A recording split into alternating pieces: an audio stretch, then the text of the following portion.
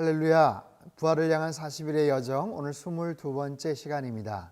오늘 우리에게 주시는 하나님의 말씀은 신약성경 사도행전 2장 44절에서 47절까지 말씀입니다. 믿는 사람이 다 함께 있어 모든 물건을 서로 통용하고 또 재산과 소유를 팔아 각 사람의 필요를 따라 나눠주며 날마다 마음을 같이하여 성전에 모이기를 힘쓰고 집에서 떡을 떼며 기쁨과 순전한 마음으로 음식을 먹고 하나님을 찬미하며 또 온 백성에게 칭송을 받으니 주께서 구원받는 사람을 날마다 더하게 하시니라. 아멘. 이번 한 주 동안 나눔에 대한 영적 교훈들을 살펴보았습니다. 특별히 어제는 한 개인이 베푸는 나눔을 통한 축복에 대해서, 오늘은 나눔의 공동체에 대해서 함께 살펴보기를 원합니다. 자, 오늘 본문은요, 초대교회 탄생에 대한 아주 유명한 이야기를 담고 있죠.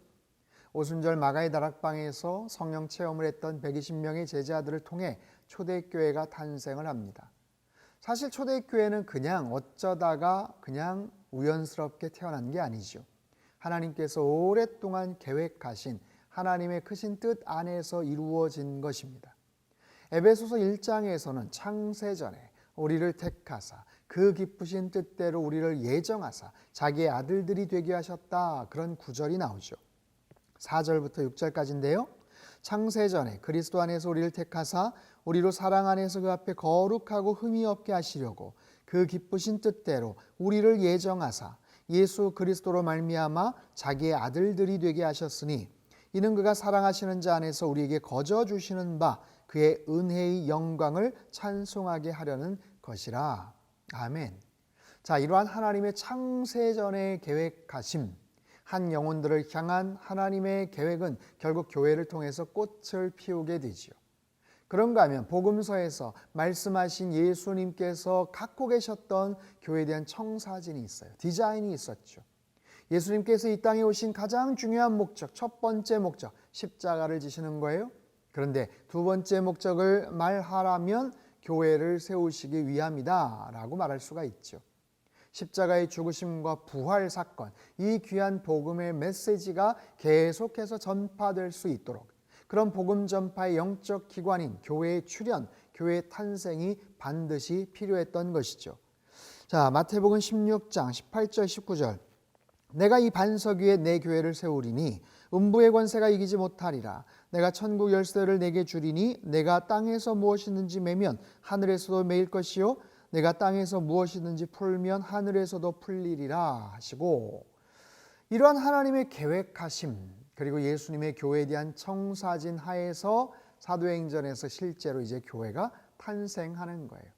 그 교회는 가장 아름답고요, 가장 능력이 있고요, 가장 멋있는 공동체의 모습을 갖게 됩니다. 오늘 보면 44절 45절 믿는 사람이 다 함께 있어 모든 물건을 서로 통용하고 또 재산과 소유를 팔아 각 사람의 필요를 따라 나눠주며, 모든 물건이라고 해요. 모든 것, 이것은 물질적인 것만을 의미하지 않습니다. 교회 안에서 나눌 수 있었던 금전적인 재산뿐만 아니라 정신적으로 영적인 가치를 가진 그런 부분들까지도 서로 나누고 서로 같이 쉐어하는 그런 포함되는 그런 이야기라는 거죠. 또한 재산과 소유라는 그런 표현이 나와요. 재산이라는 것은 경작지, 집 등을 포함한 토지나 그런 어떤 가택 같은 거예요. 또 소유는 토지를 제외한 기타 소유물들, 오늘날로 말하자면 동산, 부동산, 자신의 재산을 교회 앞에 내어주고 타인들에게 나눠주었다라는 그런 의미죠. 그것도 일회성, 단회적이 아니라 반복적으로 지속적으로 이루어졌다라는 그런 뜻이기도 합니다.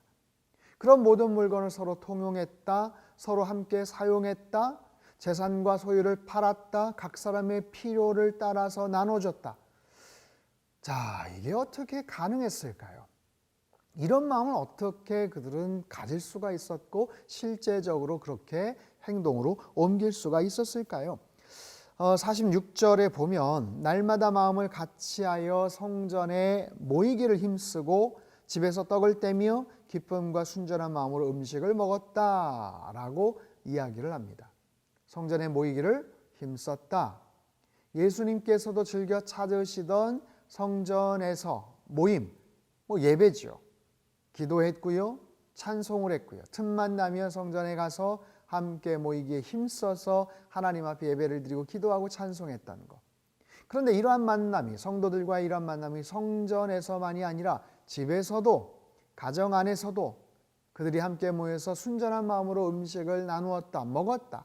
집에서라는 이 원문 카트 오이콘이라는 단어는 한 집에서 또 다른 집으로 여러 성도들의 집을 다니면서 오가면서 오늘날 구역 모임처럼, 셀 모임처럼, 순 모임처럼 그렇게 돌아가면서 하듯이 그렇게 모였었다라는 의미입니다. 종합해보면요, 초대교회 공동체는 어떤 공동체였는가? 경건 생활에 열심히 힘을 쓰는 그런 공동체였죠. 서로 사랑하며 교제하는 그런 공동체. 그러다 보니 자연스럽게 서로 베풀고 선행을 나누는 그런 나눔 공동체가 되었어요. 자신의 유익만을 생각하는 것이 아니라 서로의 유익, 나의 필요만을 생각하는 것이 아니라 서로의 입장과 상황, 기도 제목을 나누다 보니까 쓸 것, 아무개가, 형제가, 자매가 정말 급박하게 필요한 그런 부분들. 우리 집에는 뭔가 남는 게 있는데, 우리 집에 하나 더 있는데, 그러다 보니까 공동체의 유익을 위해서 자신의 재산이나 물건을 자연스럽게 내어놓을 수가 있었죠. 강제적으로 이루어진 것이 아니에요. 자발적인 그런 결단에 의해서. 그러다 보니 오늘 본문 47절에 보면 하나님을 찬미하며 또 온 백성에게 칭송을 받으니 주께서 구원받는 사람을 날마다 더하게 하시니라. 이웃들에게 칭찬을 받습니다. 결국에는 자연스럽게 부흥하는 공동체의 모습을 볼 수가 있는 거죠. 사랑하는 성도 여러분, 우리는 이 땅을 살아가면서 수많은 공동체에 소속이 되어 살아갑니다. 가장 작게는 가정이라는 공동체가 있죠. 또한 우리가 섬기는 교회라는 공동체가 있어요. 그리고 회사, 직장, 학교, 다른 여러 가지 모임들, 각종 사회단체와 기관들, 그 중에서 가정과 교회는 하나님께서 직접 고안하시고 디자인하신 그런 거룩한 공동체, 가정과 교회를 통한 하나님의 계획이 있고 소망이 있고 꿈과 비전이 있다라는 것이죠. 흔히들 초대교회로 돌아갑시다, 초대교회로 돌아가야 합니다, 이런 이야기들을 합니다. 그런데 사실 지상의 어떤 교회도 완벽하지는 않습니다. 본문에 소개되는 초대교회, 예루살렘 교회나 안디옥 교회 또는 사도 바울이 개척하고 부흥했던 여러 교회들조차도 완벽하지만은 않았어요. 아름다운 모습들도 분명히 있었지만 인간적인 불화와 여러 가지 문제들도 많이 눈에 띕니다. 왜냐하면 사람이 완벽하지 못하기 때문에 지구상의 어떤 교회도 완벽할 수는 없습니다. 그럼에도 불구하고 그 중심에 분명한 복음의 확신이 있는가? 모인 성도들이 하나님을 온전히 예배하는가? 주님의 말씀을 제대로 실천하고 있는가? 거기에 따라서 초대교회 때의 아름다운 사랑과 나눔의 귀한 모습들이 언제든지 재현될 수가 있겠죠. 비록 부분적이고 한시적일 수는 있겠지만 그렇게 나타날 수 있다라는 겁니다. 나눔의 공동체, 나눔의 공동체. 이 아름다운 모델을 여러분 잘 기억을 하십시오. 그리고 그런 교회가 되기를, 그런 공동체가 되기를 간절하게 소망하시길 바랍니다. 이 땅에 많은 교회들이 아파하고 지탄을 받고 있는 이때에 교회의 영광과 복음의 능력이 회복이 되며 나눔과 사랑의 실천들이 아름답게 나타나는 우리 상당교회가 되고 대한민국의 모든 교회들이 되기를 간절히 소망합니다. 기도하겠습니다. 교회를 향한 특별한 비전을 갖고 계시는 하나님, 창세전부터 계획하시고 주님의 십자가를 통해서 이루신 이 땅의 많은 교회들이 아파하고 힘들어하고 있습니다. 불쌍히 여겨주시고 긍휼히 여겨 주옵소서. 교회의 본질이 무엇인지 다시 깨닫게 하시고 교회마다 십자가의 능력과 부활의 영광이 다시 회복되도록 역사하여 주옵소서.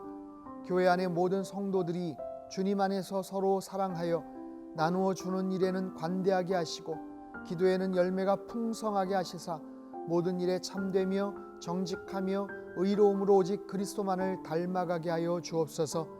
그리하여 주의 은총과 도우심으로 이 땅의 모든 교회들이 하나의 거룩한 보편적인 그리고 사도적인 공동체로서 참된 그리스도의 몸을 만들어가게 하옵소서.